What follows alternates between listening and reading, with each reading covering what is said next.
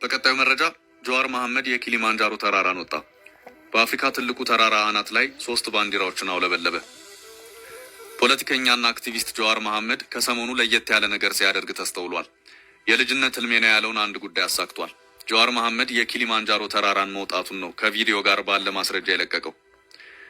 በይፋ የፌስቡክ እና ትዊተር ገጹ ባጋራው መልእክቱ በስተመጨረሻ አሳካሁት።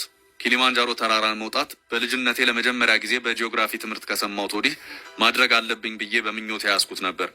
በህይወቴ ሰውነቴን የፈተነ አንድና ከባዱ እንቅስቃሴ ነበር ያለው ጀዋር ስሜቱን ሲገልጽ እጅግ አስደናቂ ስሜት ይፈጥራል፣ እናንተም እንድታደርጉት እመክራለሁ ሲል ጽፏል።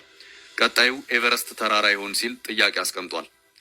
አያይዞ በአፍሪካ ትልቁ ተራራ ላይ የሰላም ጥሪ አሰምቻለሁ ያለው ጀዋር ሰላም በሀገራችን ይስፈን፣ ህዝባችን ሰላም ይገባዋል፣ በየቀኑ ከመገደልና ከመፈናቀል ቢያንስ መሬቱን አርሶ መኖር ይገባዋል ሲል ስለ ሰላም አጽንኦት ሰጥቷል።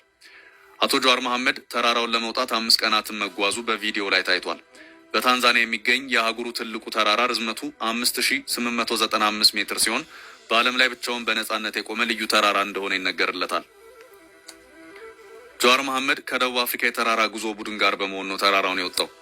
በተራራው አናት ላይ የኢትዮጵያ ፌዴራላዊ ባንዲራ፣ የኦሮሞ ነጻነት ባንዲራና ሰላም የሚል ጽሑፍ ያለበት የኦሮሚያ ክልላዊ ባንዲራን ሲያውለበልብም ታይቷል።